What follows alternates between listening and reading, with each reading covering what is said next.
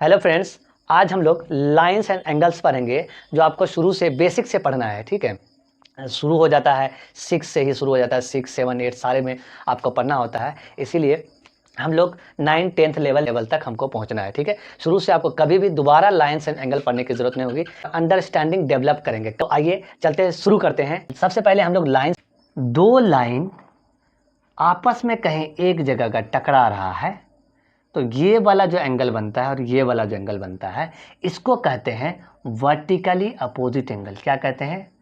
Vertically opposite angle. क्या कहते हैं? हिंदी में शीर्षाभिमुख कोण कहते हैं। ठीक है, शीर्षाभिमुख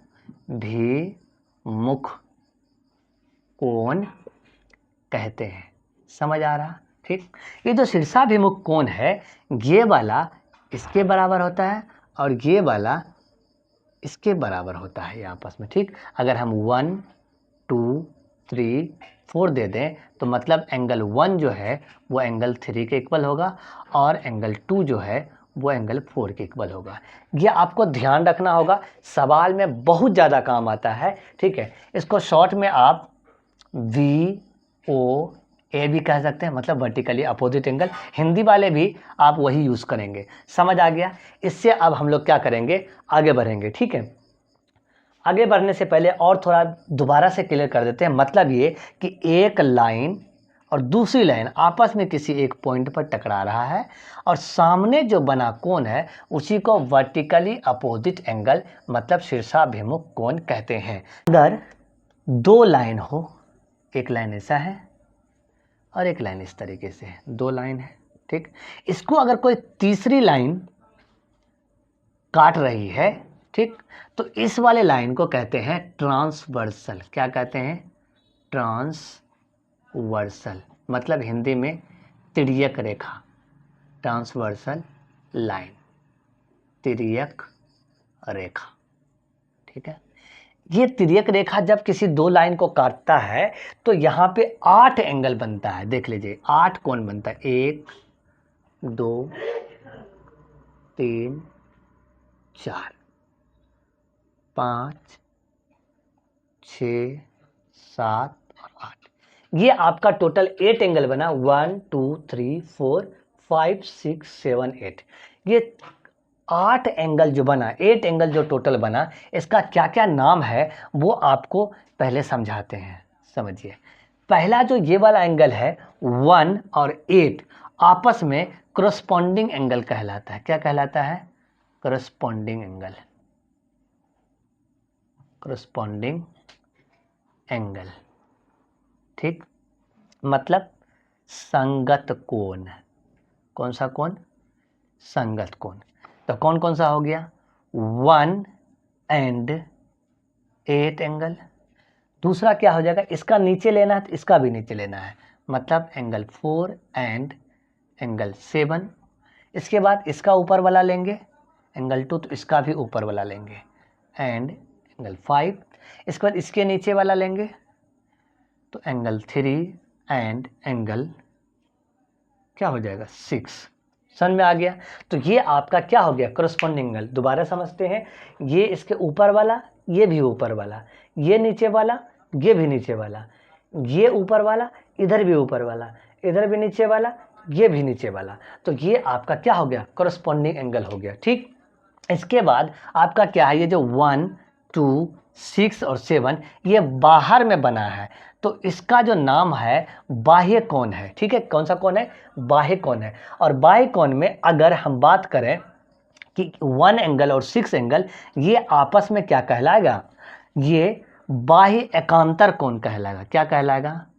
बाह्य एकांतर कोण, मतलब अल्टरनेट एक्सटीरियर एंगल। ठीक, तो कौन कौन सा हो जाएगा? एंगल 1 एंड एंगल 6, इसके बाद एंगल 2 एंड एंगल 7। ये आपका हो गया।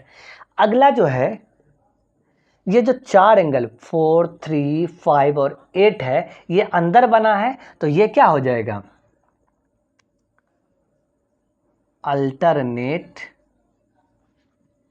Interior angle.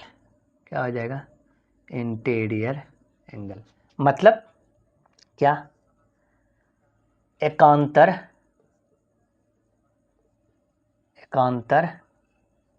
अंतः कोण। ठीक, ये आप बाह्य पहले बोलिए, एकांतर पहले, या एकांतर बाह्य कोण बोल लीजिए, बात एक ही है। ठीक, अल्टरनेट इंटीरियर एंगल किसको कहेंगे, 4 और 5 को, एंगल 4 एंड एंगल 5 को। इसके बाद 3 एंड एंगल 8 को, एंगल 3 एंड एंगल 8 को। ये समझ आ गया। दोबारा हम क्लियर करते हैं कि ये जो दो लाइन है, इस दो लाइन को काटने वाली लाइन को ट्रांसवर्सल लाइन कहते हैं, मतलब तिर्यक रेखा कहते हैं। कौन सा रेखा कहते हैं, तिर्यक रेखा कहते हैं। ठीक, इसमें 8 एंगल बनता है, 1, 2, 3, 4, 5, 6, 7, 8। ये 8 एंगल जो बनता है, तो इसका नाम दिया गया है मैथमेटिशियन के द्वारा, क्या दिया गया है, क्रॉसपॉन्डिंग एंगल। क्या दिया गया है, क्रॉसपॉन्डिंग एंगल। इसमें 4 पेयर बनते हैं, एक पेयर ये वाला जो 1 और 8 है, 4 और 7 है, 2 और 5 है, 3 और 6 है।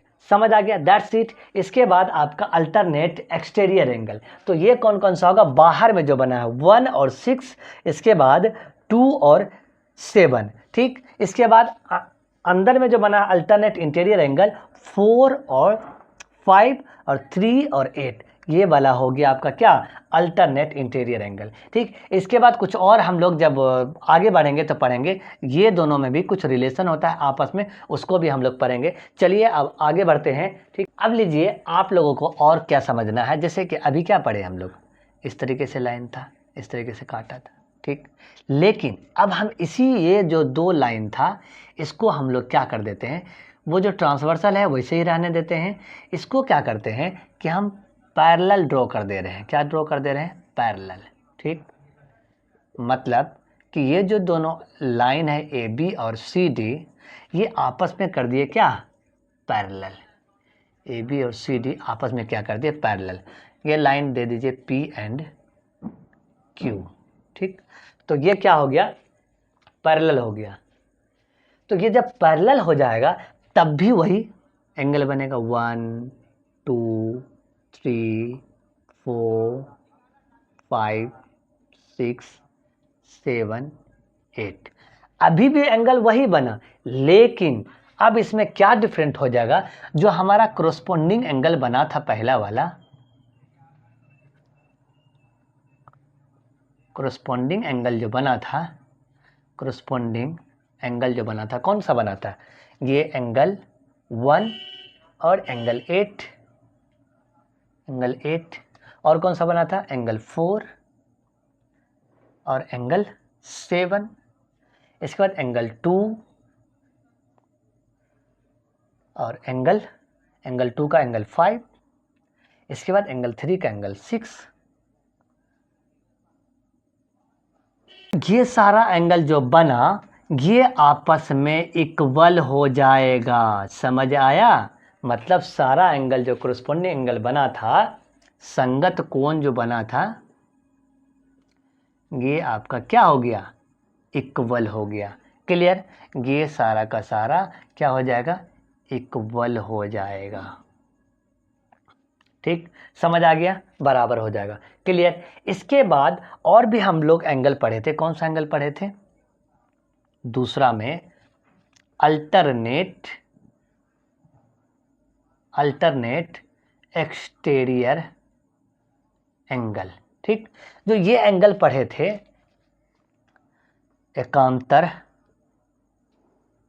बाह्य कोण, कौन कौन सा था, 1 एंड 6, इसके बाद 2 एंड 7, ये भी आपस में क्या हो जाएगा, इक्वल हो जाएगा। क्या हो जाएगा, इक्वल हो जाएगा। समझ आ गया। ठीक, अब तीसरा क्या पढ़े थे, तीसरा पढ़े थे अल्टरनेट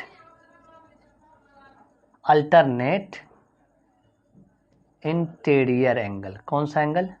अल्टरनेट इंटीरियर एंगल। क्या था?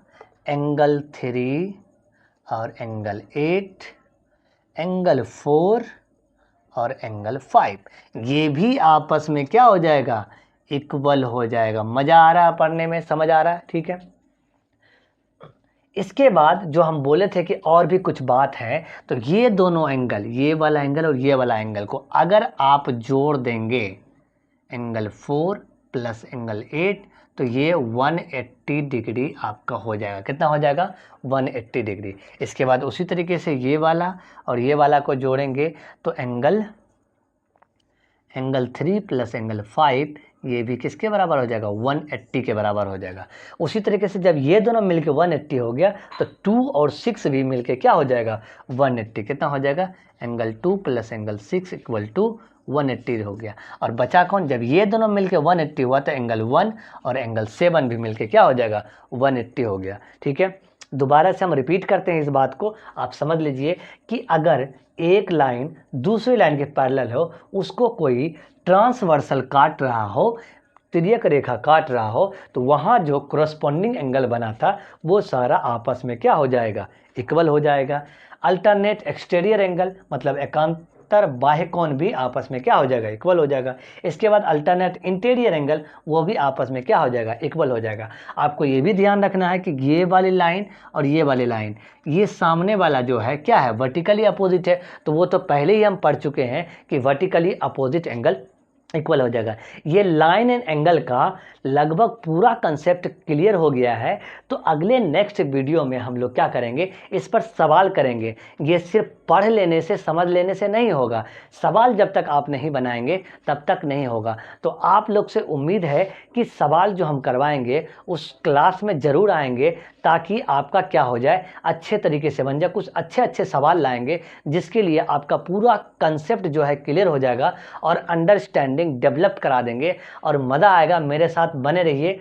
तो अगर आपको अच्छा लगा हो तो लाइक, सब्सक्राइब और शेयर करिए वीडियो को। तो चलिए अब ख़त्म करते हैं। Thank you.